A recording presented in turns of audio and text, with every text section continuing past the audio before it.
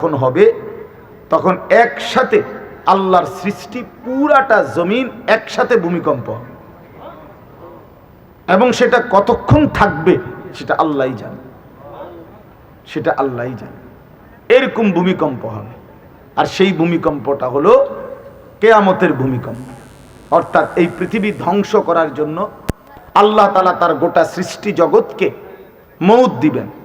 মৃত্যু দুই রকমের, একটা হলো ব্যক্তিগত পৃথক একক মৃত্যু, আর একটা হলো গোটা আলমের মৃত্যু।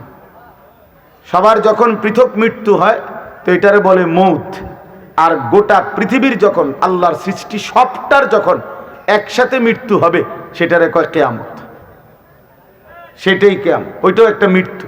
আসমানের মউত হবে, জমিনের মউত হবে, সূর্য চন্দ্র গ্রহ নক্ষত্রের মৃত্যু হবে, অর্থাৎ সব কিছু শেষ হবে। তো এই যে কিয়ামত, এটা আমাদের ঈমানের অংশ, এটা হবেই হবে, এটা হবেই হবে। আখিরাত, কিয়ামত, এই পৃথিবী একদিন ধ্বংস হবে, শেষ হবে, এটা কোরআনুল কারীমের অসংখ্য আয়াতে আল্লাহ তাআলা বলছেন, বারবার বলছেন, বারবার, যে বান্দা যত সুন্দরী তোমার কাছে লাগে দুনিয়া, যত আকর্ষণীয় মনে হয় না কেন দুনিয়া, একে তো তুমিও থাকবে না, একে তো দুনিয়া নিজেই থাকবে না।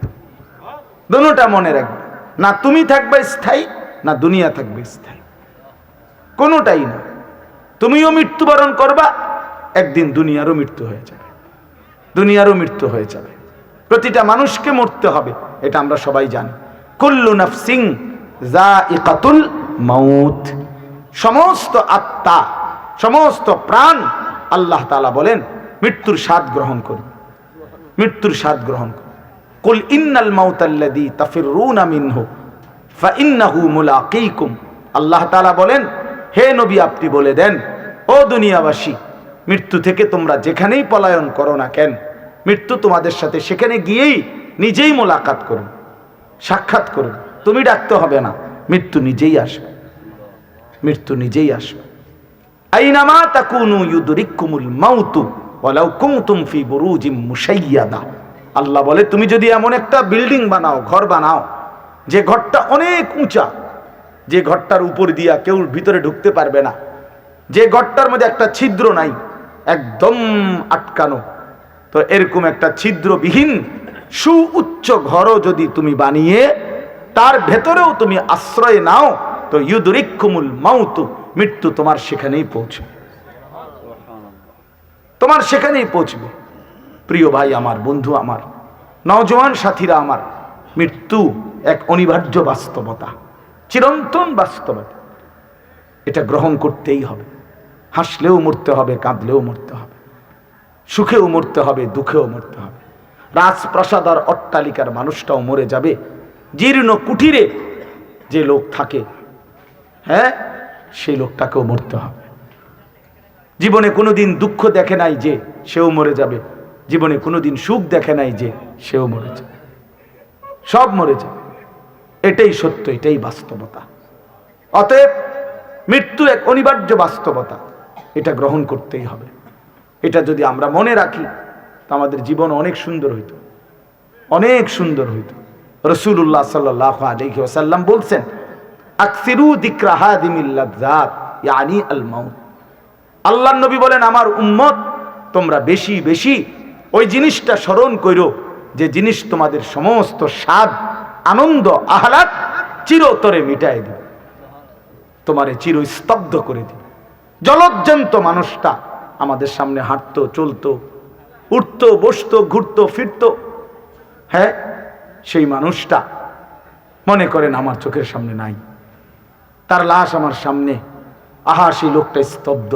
পৃথিবীর কত মানুষ কত আওয়াজ করতেছে, কত শোরগোল করতেছে, কিন্তু এই লোকটা হাতও নাড়ে না, পাও নাড়ে না, চোখও মেলে না, আর কিছুই করে না।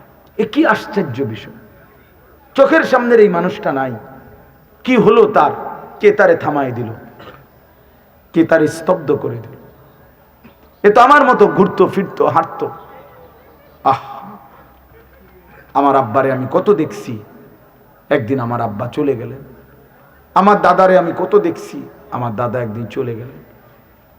আমার জ্যাঠারে আমি দেখে আসছি, দোয়া করে আসছি, ফু দিয়ে আসছি।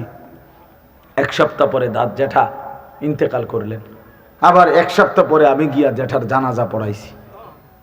এই তো বাস্তবতা।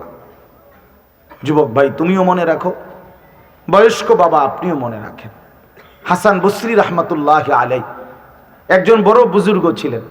উনি বলতেন, তিনি যখন কোনো যুবককে দেখতেন আর বয়স্ক দেখতেন, তো তিনি যুবকদেরকে বলতেন, ইয়া মাশারাশ শাবাব ইন্না যারআ কাদ তুদরিকুল আহাতু ক্বাবলা আন ইয়াবলুগা।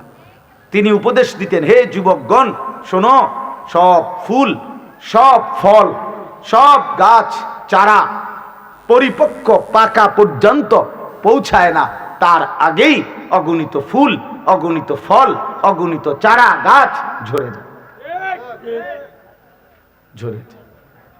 এটা উনি মনে করাইতেন মৃত্যুর কথা। উনি এটা বুঝাইতেন, যুবক তুমি দেখো, একটা আম গাছের মধ্যে যতগুলো মুকুল ধরছে ফুল, সবগুলো আম হয় না। যতগুলো আম ধরছিল ছোট ছোট, সবগুলো বড় পাকা পর্যন্ত যায় না, তার আগেই ঝরে যায়। ঝরেই যায় বেশি, থাইকা যায় অল্প। তার মানে যুবক, কিশোর, তরুণ এই বয়সেই মৃত্যু হয় বেশি, বৃদ্ধ পর্যন্ত পৌঁছে কম। পুরা বাড়িতে অনেক সময় এমন হয় একজনও বয়স্ক লোক নাই, একজনও নাই।